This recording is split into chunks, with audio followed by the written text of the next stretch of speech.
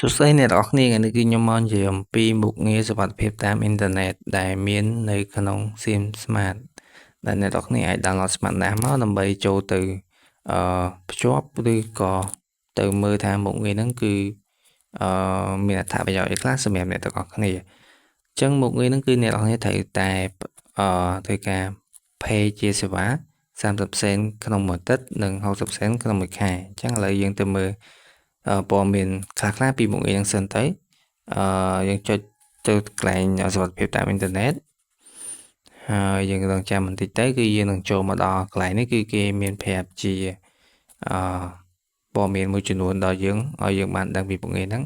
ហើយគេដាក់ថាសូមស្វាគមន៍មកកាន់មុខងារសុវត្ថិភាពតាមប្រព័ន្ធអ៊ីនធឺណិត Smart អញ្ចឹងមុខងារទី1គឺប្រើប្រាស់អ៊ីនធឺណិតដោយសុវត្ថិភាពអញ្ចឹង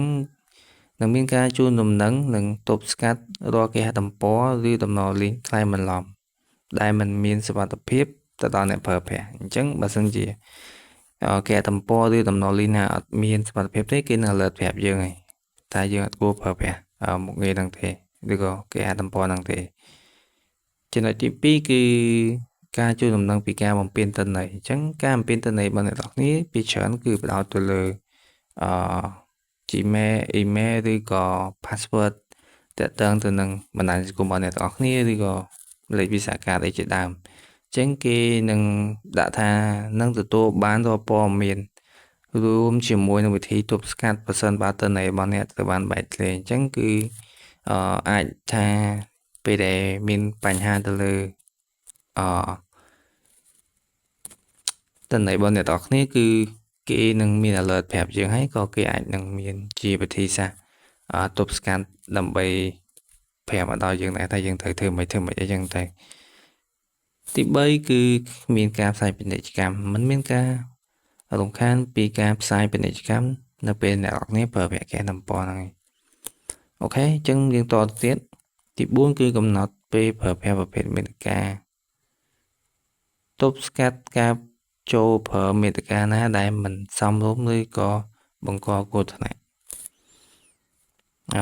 ទី5គឺកំណត់ពេលប្រើប្រាស់មាតិកាកំណត់ថ្ងៃនិងម៉ោងសម្រាប់ការចូលប្រើប្រាស់មាតិកាណាមួយអូខេអញ្ចឹងគឺប៉ុណ្ណឹងឥឡូវយើងចុចចាប់ផ្ដើមទៅដើម្បីទៅមើលព័ត៌មានបន្ថែមទៀតអញ្ចឹងពេលដែលចូលមកដល់ត្រង់នេះគឺគេដាក់ថាសុវត្ថិភាពលេខរបស់អ្នកតាមអ៊ីនធឺណិតអញ្ចឹងភ្ជាប់គម្រោងឬកញ្ចប់បន្ថែមណាមួយខាងក្រោមដើម្បីទទួលបានការជូនដំណឹងសុវត្ថិភាពតាមអ៊ីនធឺណិតឥឡូវនេះអញ្ចឹងគឺនៅនេះក៏មានមុខងារ Smart ល្អ$10ក្នុងរយៈពេល30ថ្ងៃហើយនៅខាងក្រោមនេះគឺគេដាក់ថាសេវាកម្មសាកល្បងល្អិតកត់ថ្លៃសម្រាប់អ្នកប្រើប្រាស់ដំបូងអញ្ចឹងមុខងារហ្នឹងគឺអ្នកនរគ្នាអាចធ្វើការភ្ជាប់30 សេនក្នុងមួយទឹកឬក៏60 សេនក្នុងមួយខែអញ្ចឹងបើយើងប្រើមួយខែគឺយើងចំណេញបានច្រើនជាងប៉ុន្តែខ្ញុំចុច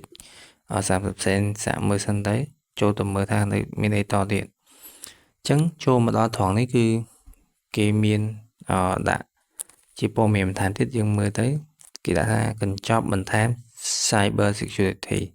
ទីជ្រាបជាមួយនឹងការជួនដំណឹងរាល់ពេ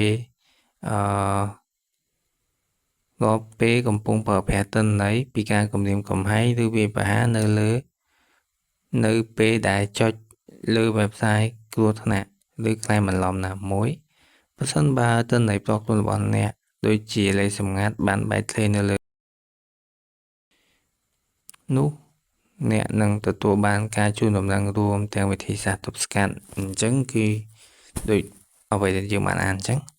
យើងមកមើលខាងក្រោមនេះគឺយើងមាន30 សេននិង60 សេនមុខនេះគឺវានឹងបញ្ចូលទៅស្វ័យប្រវត្តិនៅពេលអ្នកនរគ្នាបានដាច់សេវាកម្មហ្នឹងថាយើងផុន7ថ្ងៃអញ្ចឹងទៅ7ថ្ងៃក្រោយយើងបញ្ចូលលុយទៅវានឹងកាត់បញ្ចប់អូតូទៅទៀតដែរអូខេអញ្ចឹងនៅត្រង់នេះគឺគេដាក់ថាសាកល្បងវិធីប្រើប្រាស់ឥតគិតថ្លៃបើសិនបើអ្នកមិន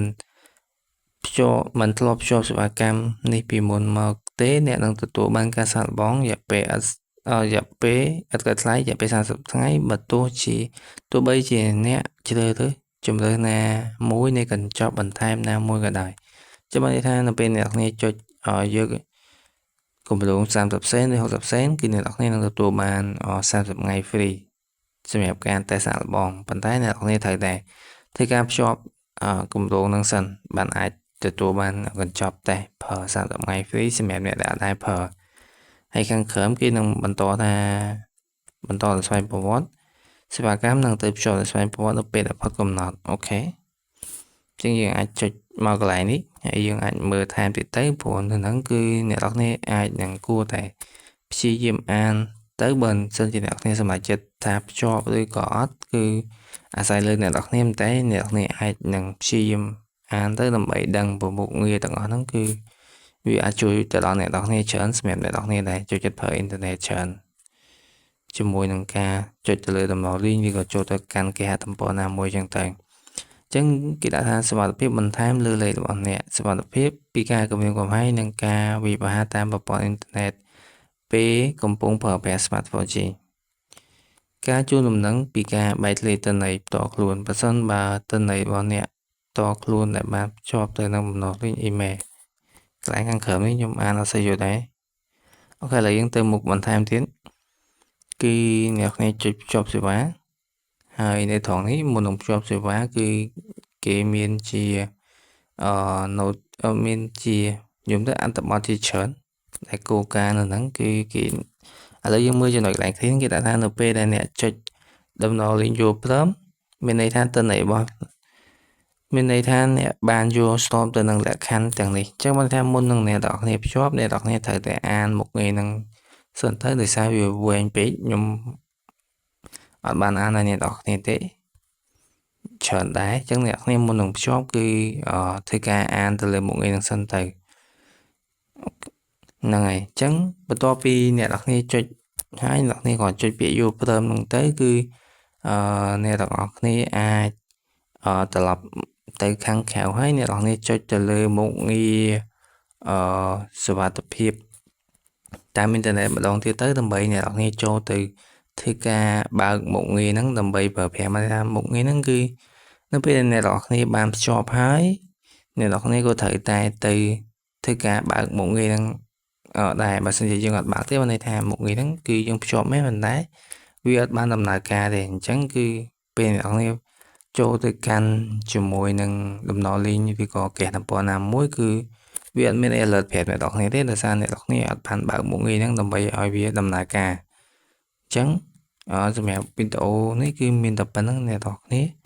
បើសិនជាអ្នកនរគ្នាចូលចិត្តកុំភ្លេចជួយចុច like comment subscribe ដើម្បីផងហើយបើសិនជាមាន like ណាខុសឆ្គងក៏សូមអ្នកនរគ្នាអធិស្ឋានផង